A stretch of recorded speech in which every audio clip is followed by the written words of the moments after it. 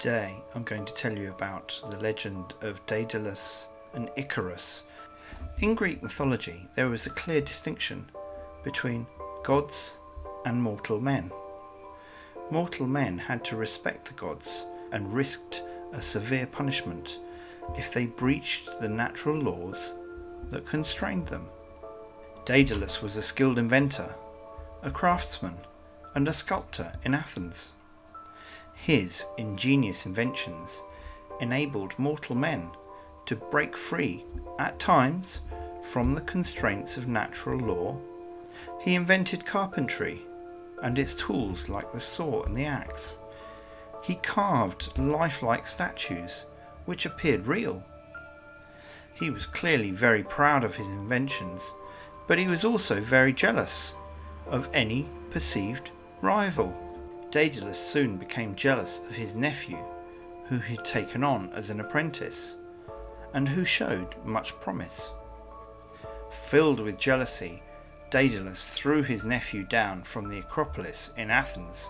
He was subsequently convicted and promptly fled to Crete. Once in Crete, he worked for King Minos, and he created a dancing floor for Ariadne. He also invented sails for the Cretan navy, enabling them to sail faster by manipulating the wind. Now, the weather was considered to be the remit of the gods and not controllable by men. He was involved in the disturbing creation of the Minotaur, half man, half bull.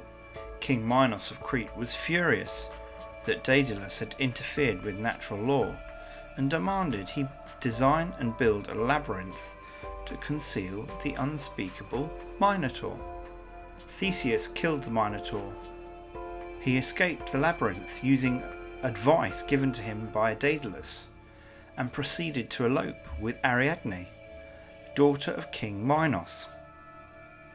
Daedalus and his son Icarus were imprisoned for life by King Minos for this.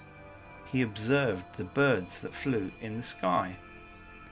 He invented and built wings for himself and his son Icarus, using bird feathers and candle wax. Before they left, Daedalus warned Icarus not to fly too high, because the heat of the sun would melt the wax and the wings would break. He should neither fly too low, because the sea foam would make the feathers wet and too heavy to fly. Thus, breaking the constraints of mortal men, they both took to the sky and began to fly away from Crete.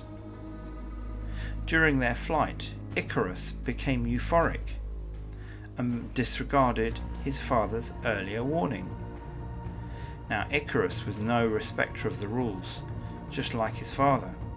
He began to soar upwards towards the sun and enjoyed the feeling of being like a deity as he looked down on the earth, a sight no mortal man had seen. As Icarus continued to climb towards the sun, his father called out to him in horror. The candle wax in his wings eventually did melt, and his wings fell apart. Icarus fell from a great height into the sea. A distraught Daedalus saw how arrogance and defying the natural law of mortal men had killed his son, Icarus. While Icarus had paid with his life, Daedalus paid with his grief. The death of Icarus is explained both as a punishment for Daedalus' jealous murder of his nephew, as well as for the arrogance of Icarus, his son.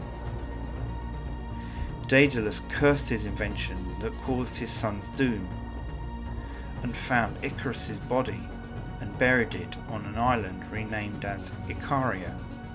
It is said Daedalus went on to travel to Gela in Sicily, where he built a temple to Apollo and hung up his wings as an offering to the deity. Some stories claim he later died in the Cretan colony of Telmessos, while others claim he died and was buried in a small island on the River Nile. If you've enjoyed this video, please consider giving it a like and maybe subscribe to the channel. That way you can enjoy more of this content. Thank you. Click here for some more videos you may be interested in.